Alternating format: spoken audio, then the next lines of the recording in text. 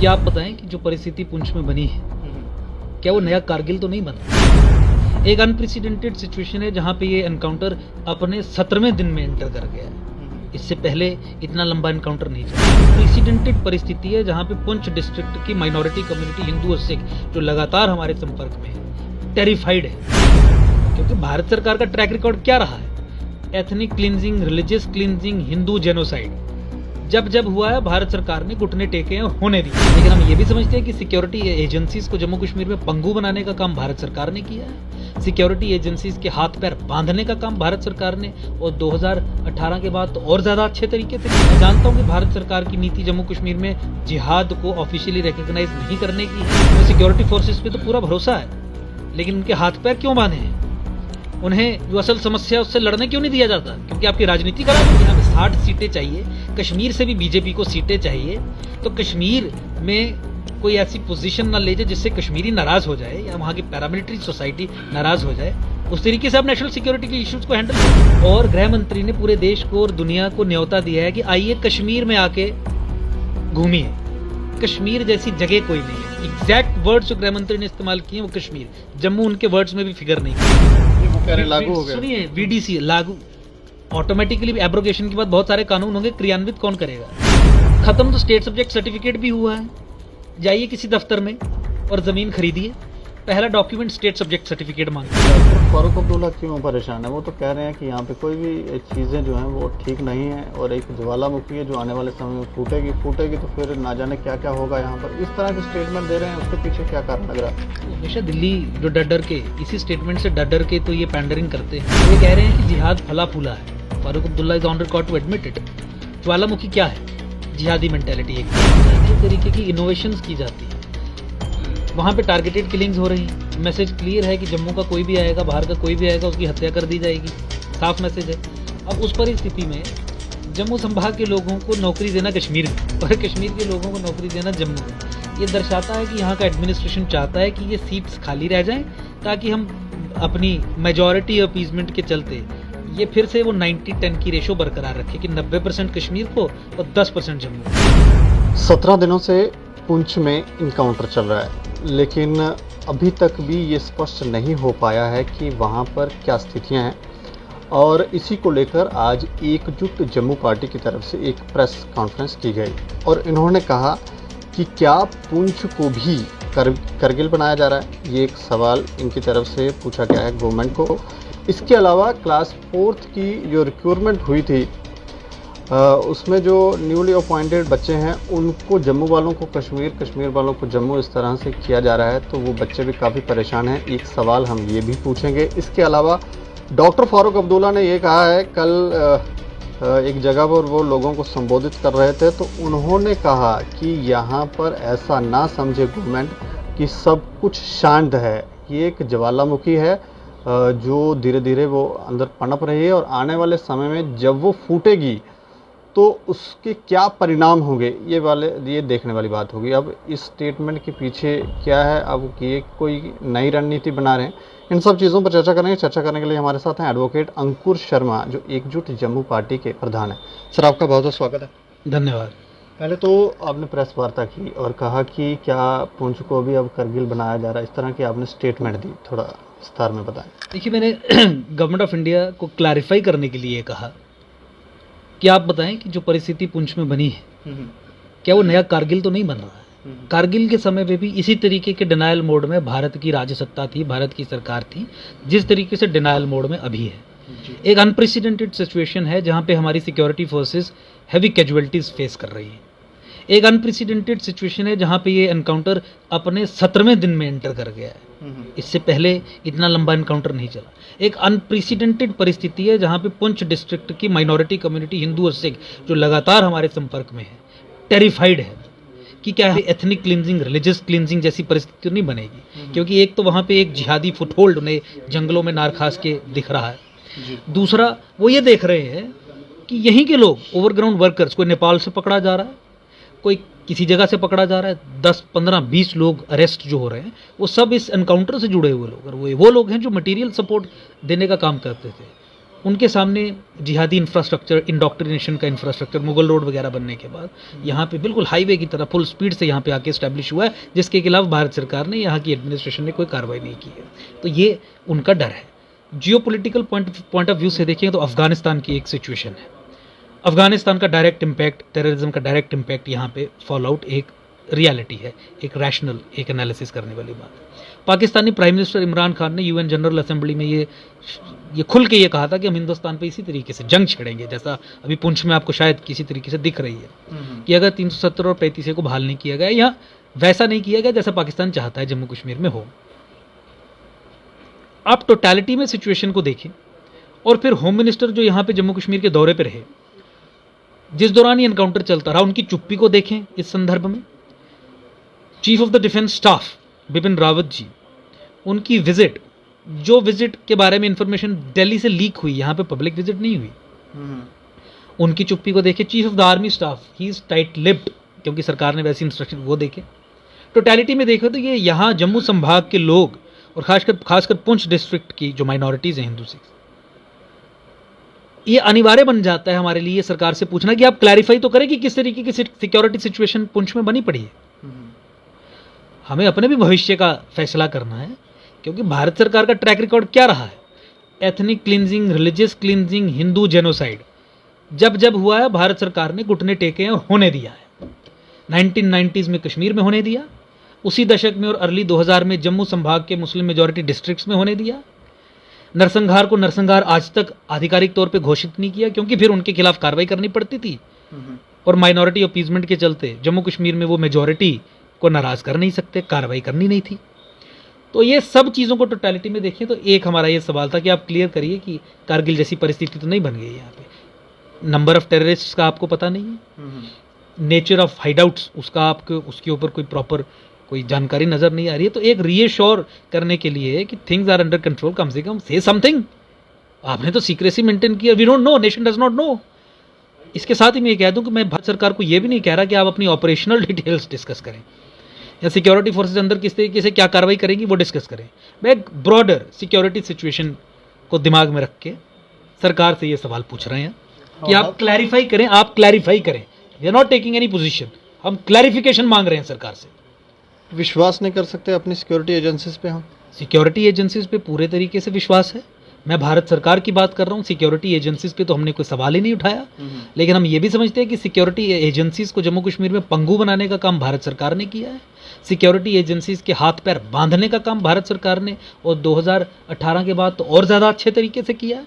मैं जानता हूं कि भारत सरकार की नीति जम्मू कश्मीर में जिहाद को ऑफिशियली रिकग्नाइज नहीं करने की है, और जब आधिकारिक तौर पे आप जिहाद को as a war form recognise नहीं करेंगे तो जो डिफ़िकल्टीज़ और लिमिटेशन सिक्योरिटी फोर्सेज फेस करती है, मुझे उसकी पूरी जानकारी है। मैं जानता हूं कि भारत सरकार इंडोक्ट्रिनेशन की जो मशीनरी है, मदरसे हैं, वहाबी आर्किटेक्चर की जो मॉस्क्स हैं, यहाँ रेडिकलाइजेशन का जो पूरा इंफ्रास्ट्रक्चर है, जमाते इस्लामी का हो, अहले हदीस का हो, उसे ध्वस्त करने में विश्वास नहीं रखती। उसके कारण जो सिक्योरिटी सिचुएशन बनती है और उस सिक्योरिटी सिचुएशन के कारण जो सिक्योरिटी फोर्सेज को टेकन बैक जो सिचुएशन फेस करनी पड़ती है, मैं उसके बारे में जानता हूँ। इसीलिए हम तो सवाल भारत सरकार से पूछ रहे हैं। हमें सिक्योरिटी फोर्सेज पे तो पूरा भरोसा है, लेकिन उनके हाथ पैर क्यों बांधे हैं? उन्हें जो असल समस्या है उससे लड़ने क्यों नहीं दिया जाता? क्योंकि आपकी राजनीति खराब होती है। आप एक मिलिट्री ऑपरेशन को, एक सिक्योरिटी सिचुएशन को जिसका नेशनल सिक्योरिटी पे डायरेक्ट फॉल आउट है, आप उसे पॉलिटिकल मैन्यूवर से हैंडल करेंगे, आप चुनावों को ध्यान में रख के हैंडल करेंगे, या आप अपनी माइनॉरिटी अपीजमेंट जो आपने भी स्टार्ट कर दिया है नेशनल लेवल पे और जम्मू कश्मीर में मेजॉरिटी की अपीजमेंट, आयरॉनिकल है लेकिन सच है, क्या उसको दिमाग में रखते हुए करेंगे? आपको यहाँ पे 60 सीटें चाहिए, कश्मीर से भी बीजेपी को सीटें चाहिए, तो कश्मीर में कोई ऐसी पोजीशन ना ले जाए जिससे कश्मीरी नाराज़ हो जाए या वहाँ की पैरामिलिट्री सोसाइटी नाराज़ हो जाए। उस तरीके से आप नेशनल सिक्योरिटी के इश्यूज़ को हैंडल करेंगे। तो इन सब चीज़ों के गृह मंत्री ने क्या संदेश देने की कोशिश की है कश्मीर से?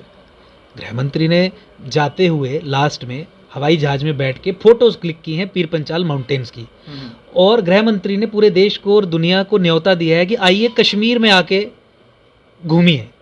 कश्मीर जैसी जगह कोई नहीं है। एग्जैक्ट वर्ड्स जो गृह मंत्री ने इस्तेमाल किए हैं वो कश्मीर, जम्मू उनके वर्ड्स में भी फिगर नहीं करता। यहाँ पे आके डेवलपमेंट की बात करते हैं, ये हुआ वो हुआ, ग्राउंड पे कुछ अवेलेबल नहीं है।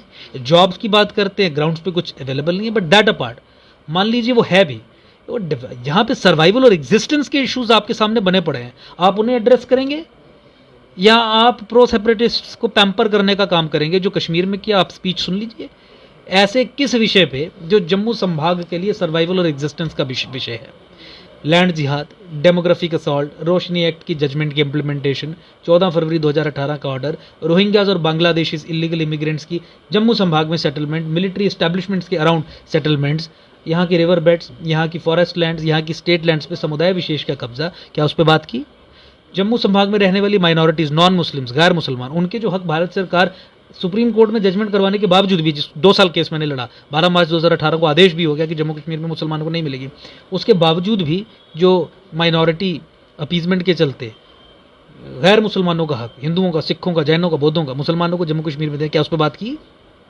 एक स्कीम में 4-4, 5 लाख रुपए की स्कॉलरशिप है, और सुनिए, और एक स्कीम में 800 बेनिफिशियरीज रहते हैं। कितने परिवारों को आप एम्पावर करते हैं?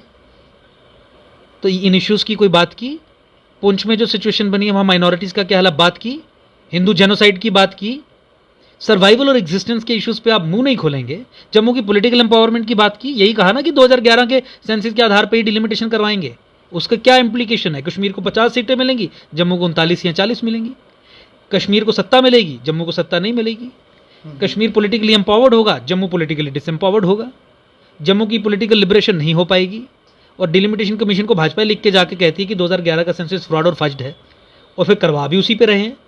इससे बड़ा पीठ में छुरा भोंकने का काम जम्मू संभाग के लोगों में की पीठ में और क्या हो सकता है? कौन? ये तो तथ्य हैं। मैं कोई कंजेक्चर्स पे बात नहीं कर रहा, कोई एक नैरेटिव बिल्डिंग पे काम नहीं कर रहा हूँ। मैं आपको तथ्य बता रहा हूँ कि भाई जम्मू कश्मीर में डिलिमिटेशन उस आधार पे हो रही है जिस आधार पे कश्मीर को सत्ता मिलेगी, और वो आधार गलत है, झूठ है। जम्मू कश्मीर में डेमोक्रेसी नहीं, शैम डेमोक्रेसी को रिस्टोर किया जा रहा है। जम्मू संभाग के लोग सेपरेट जम्मू स्टेट चाहते हैं। क्या किसी ने बात की? क्या होम मिनिस्टर ने यह बात की? कश्मीर कश्मीर कश्मीर कश्मीर, आते हुए, जाते हुए, उठते हुए, बैठते हुए, सोते हुए, जागते हुए, सिर्फ कश्मीर है। नहीं, उन्होंने कहा कि मिनिमम वेजेस एक्ट लागू हो गया, आपको दिखा? हम सैकड़ों केस कर रहे हैं यहाँ पे। आप 60,000 जो हमारे डेली वेजर्स हैं, कॉन्ट्रैक्चुअल्स हैं, सारे जो जितने भी एकेडमिक अरेंजमेंट पे हैं, 60,000 से अधिक हैं, सब मिनिमम वेजेस से नीचे पे काम कर रहे हैं। नहीं, वो कह रहे लागू हो गया। सुनिए, वीडीसी लागू ऑटोमेटिकली, एब्रोगेशन के बाद बहुत सारे कानून होंगे, क्रियान्वित कौन करेगा? खत्म तो स्टेट सब्जेक्ट सर्टिफिकेट भी हुआ है। जाइए किसी दफ्तर में और ज़मीन खरीदिए, पहला डॉक्यूमेंट स्टेट सब्जेक्ट सर्टिफिकेट मांगते हैं। क्यों? क्योंकि वो कश्मीर के इंटरेस्ट में है। स्टेट सब्जेक्ट सर्टिफिकेट मांगेंगे तो कोई हिंदुस्तानी यहाँ पे आ नहीं पाएगा। कोई वाल्मीकि समाज का व्यक्ति, कोई गोरखा समाज का व्यक्ति, वेस्ट पाकिस्तानी रिफ्यूजी, वो जो 50-50 साल से यहाँ पे बैठे हुए हैं, वो नहीं ले पाएंगे, एडमिशन्स नहीं मिल पाएंगी उनको। सिस्टम पुराना यही चला रहे हैं। तो ये सब बेमानी है। मुझे लगता है कि ये एक दिखावे की राजनीति है। फंडामेंटल्स पे तो सिचुएशन इतनी ग्रिम है और सीरियस है कि जम्मू संभाग के पास अब कोई ऑप्शन नहीं है कि अपना ही एक पॉलिटिकल व्हीकल, जैसे एकजुट जम्मू ने ये रिस्पॉन्सिबिलिटी ली है, उसे मजबूत करके विधानसभा में भेजे और अपनी लड़ाई लड़े। लेकिन डॉक्टर फारूक अब्दुल्ला क्यों परेशान है? वो तो कह रहे हैं कि यहाँ पे कोई भी चीज़ें जो हैं वो ठीक नहीं है, और एक ज्वालामुखी है जो आने वाले समय में फूटेगी तो फिर ना जाने क्या क्या होगा यहाँ पर। इस तरह के स्टेटमेंट दे रहे हैं, उसके पीछे का क्या कारण लग रहा है? तो हमेशा दिल्ली जो डर के इसी स्टेटमेंट से डर के तो ये पैंडरिंग करते हैं ना। वो ये कह रहे हैं कि जिहाद फला फूला है। Farooq Abdullah is on record to admit it. ज्वालामुखी क्या है? जिहादी मेंटेलिटी एक ज्वालामुखी क्या है? जो कश्मीरी समाज की रेडिकलाइजेशन, इंडोक्ट्रिनेशन हुई है, जिससे वो समाज एक पैरामिलिट्री समाज बन गया, मरने मारने के लिए तैयार है। वहाँ का पढ़ा लिखा युवक पाकिस्तानी बन गया है। MBBS कॉलेज में आपको देखा। सिचुएशन कश्मीर में ऐसी बन गई है कि मदरसे और मस्जिदें नहीं, बल्कि भारत सरकार के एलिट इंस्टीट्यूशंस जिहादियों को पैदा कर रहे हैं। MBBS कॉलेज में आपको ये दिखा, GMC में, स्कीम्स में ये दिखा। तो फारूक अब्दुल्ला ये धमकी दे रहे हैं कि अगर तुम ठीक तरीके से नहीं चलोगे तो सब कुछ आग लगा देंगे, ध्वस्त कर देंगे, सब फूंक देंगे, सब खत्म कर देंगे। क्योंकि लेकिन इस रियलिटी पे पर्दा डालने का काम कौन कर रहा है? भारत सरकार। वो कहते हैं जिहाद है ही नहीं। वो कहते हैं जो टारगेटेड किलिंग्स हो रही हैं, हिंदू जेनोसाइड अनअबेटेड कंटिन्यूस चल रहा है, ये तो मुसलमानों को बदनाम करने की एक साजिश है। ये तो ऐसा कुछ है ही नहीं। तो आप समझ रहे हैं कि दिक्कत कहाँ है। अब जम्मू संभाग के लोग 70 साल से इसी स्टेट पॉलिसी पैराडाइम को फेस करते हुए आ रहे थे। सुनिए मैं क्या कह रहा हूँ। तो 2014 में मन हुआ कि मैंडेट बदलें, कुछ और मैंडेट दें, हुआ। अनफॉर्चुनेटली वही सिचुएशन आगे भी परपेचुएट होती रही, वही पॉलिसी आगे भी चलती रही। जम्मू अभी भी सब्जुगेटेड है, कॉलोनाइज्ड है, सेकेंड ऑर्डर में है, एनस्लेव्ड है, गुलाम है, और अगले 15 साल तक परमानेंटली गुलाम बनाने का काम इस समय की भारत सरकार कर ही रही है, 2011 के फ्रॉड सेंसिस पे डिलिमिटेशन करवा के। लेकिन जिस तरह से इन स्टूडेंट्स के ऊपर कार्रवाई की गई, एफआईआर लॉन्च हुई, अनलॉफुल एक्टिविटी के तहत बुक किया गया, तो वो क्या दर्शाता है कि ये लोग, भारत सरकार तो ये कहती है कि हम देश विरोधियों को यहाँ पर बख्शेंगे नहीं? नहीं, ऐसा नहीं, आपको तो होलिस्टिकली देखना है।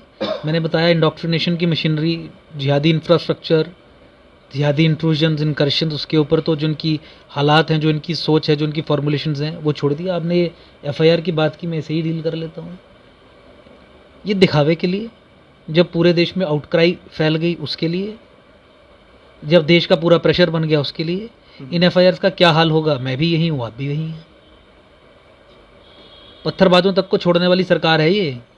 और अमरनाथ के दौरान जिन लोगों ने देश का झंडा उठाया, अपनी सिविलाइजेशन की लड़ाई लड़ी, उन पे आज भी एफआईआर हैं। ये वो लोग हैं, इसे भूलिए मत आप। तो एफआईआर प्रेशर में आके सिर्फ दिखाने के लिए, दिखावे के लिए दायर की गई है, ताकि क्रिटिसिज्म इतना ना बढ़ जाए कि लोग इनको अब घुस घुस के अंदर मारना शुरू करें कि तुम कर क्या रहे हो जम्मू कश्मीर में। तो इसके लिए कि दिखावे की राजनीति की जाती है, और टेररिज्म को पूरे तरीके से ख़त्म ना करना, ये इनकी नीति है। वायलेंस को ये मैनेज करेंगे कि वायलेंस उतना ना हो जाए कि अपने ही लोग जूता उठा के इनको मारना शुरू कर दें। तो 2 आतंकवादी मार दिए, 5 मार दिए, फैक्ट्री बंद नहीं करेंगे। एग्रीकल्चर ऑफ टेरर, उस पर कोई कार्रवाई नहीं करेंगे। जो पीछे जिहादिज्म की डॉक्ट्रिन है, उसे आइडेंटिफाई करके रिस्पॉन्स मैकेनिज्म नहीं बनाएंगे। वायलेंस मैनेजमेंट करें, इतने लोग ना मर जाएंगे। जमाते इस्लाम पर कार्रवाई की गई, तो वो किस तरह से देख रहे हैं? जमाते इस्लामी को बैन किया गया, प्रोस्क्राइब किया गया, लेकिन आप भी जानते हैं, मैं भी जानता हूँ, सब जानते हैं कि जिहादी इंफ्रास्ट्रक्चर जमाते इस्लामी का अभी भी फल फूल रहा है। जो नीचे जो इंस्टीट्यूशंस हैं, जो रेडिकलाइजेशन के सेंटर्स हैं, वो चल रहे हैं। आपको कहाँ चलना है, मैं आपको 10 जगह लेके जा सकता हूँ जहाँ इनके सेंटर्स कश्मीर में चल रहे हैं। अहले हदीस को तो बैन ही नहीं किया। Mother of terror organisations Jammu Kashmir में बैंड नहीं है, और उनका जो एजुकेशनल इंस्टीट्यूशंस हैं, जहाँ से वो एक रेडिकलाइज्ड यूथ को पैदा करते हैं, जो आपको एमबीबीएस के कॉलेजेस तक में दिखता है, एलीट इंस्टीट्यूशंस में, वो सरकारी बिल्डिंग्स के अंदर ही चल रहे हैं। ये भी पता होना चाहिए भारत सरकार को।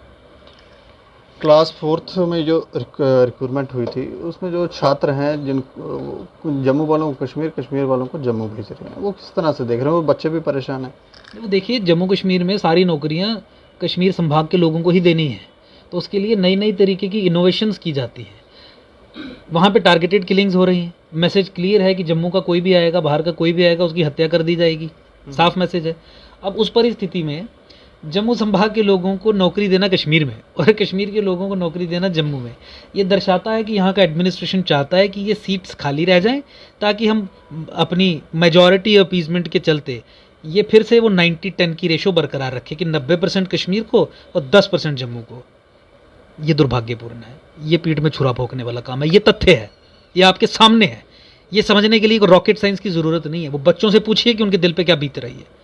कौन सी बड़ी बात है कि उन सब जम्मू संभाग के लोगों को जम्मू में नौकरी दें, जहाँ पे आप लोगों की जान माल की सुरक्षा नहीं कर सकते। दिन प्रतिदिन वहाँ हत्याएं हो रही हैं, टारगेटेड किलिंग्स हो रही हैं, और आप नीति के स्तर पे ये कहते हैं कि we will have a policy where Jammu संभाग के लोग कश्मीर में जाके काम करेंगे। उन्हें प्रोटेक्ट करने की क्षमता है आप में, मंशा है? उनके पीछे खड़े हुए कभी आप तो काउंटर इंसर्जेंट्स के पीछे भी नहीं खड़े हुए, आप तो वीडीसी मेंबर्स के पीछे भी नहीं खड़े हुए। पुंछ डिस्ट्रिक्ट में वीडीसी मेंबर्स हैं, आज तक 1 रुपया नहीं दिया उनको। पुंछ में आतंकवाद से 90s से जो लड़ रहे हैं, आज तक 1 रुपया नहीं दिया। कोई इनकी रिहेबिलिटेशन, रिसेटलमेंट की बात नहीं की, रेगुलराइजेशन की, वीडीसी मेंबर्स की कोई बात नहीं की। कोर्टों में धक्के खा रहे हैं, सड़कों पे धक्के खा रहे हैं, इनके दफ्तरों के बाहर धक्के खा रहे हैं। कौन वो लोग हैं? वो लोग हैं ना जिन्होंने आतंकवाद के खिलाफ लड़ाई लड़ी। उनका हाल देखिए, आज घरों में दवाई खरीदने तक के पैसे नहीं है। सालों से उन्हें जो 1000, 2000, 1500 रुपए देते थे, सालों से वो भी देना बंद कर दिया है। 1000, 2000 में घर चलेगा, और वो भी सालों से बंद हो गया।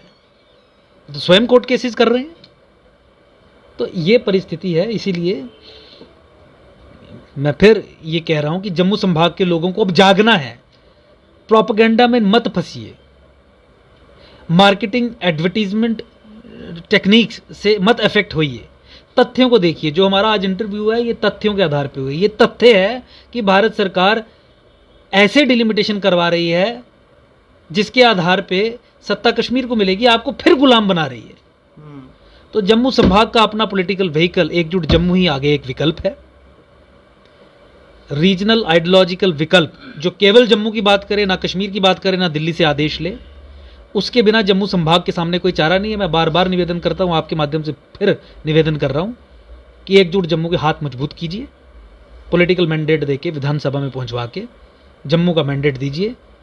जो हमारे हक हैं वो हम इनसे छीन के ले लेंगे। सत्ता से बाहर रह के अगर हम इनके दांत खट्टे कर सकते हैं तो सिस्टम में आके हम इनकी नानी याद दिला देंगे। चलिए, शुक्रिया हमसे बातचीत करने के लिए। धन्यवाद। तो सरकार की मंशाओं पर ये सवाल उठा रहे हैं कि सरकार की मंशा आखिर जम्मू कश्मीर को लेकर है क्या। नीतियां स्पष्ट नहीं हैं और जम्मू के लोगों को जागने के लिए बार बार कहते हैं कि जम्मू के लोगों को जगाया जाए, जागे जम्मू के लोग। कई सारे प्रश्न इन्होंने उठाए हैं। हमें लगता है कि गवर्नमेंट इसके ऊपर जवाब दे ताकि लोगों को भी क्लियर हो कि आखिर पुंछ के अंदर क्या हो रहा है। बाकी आप देखते रहें दैनिक सवेरा समाचार। मुझे और मेरे सहयोगी अरुण डोगरा को दें इजाज़त। नमस्कार।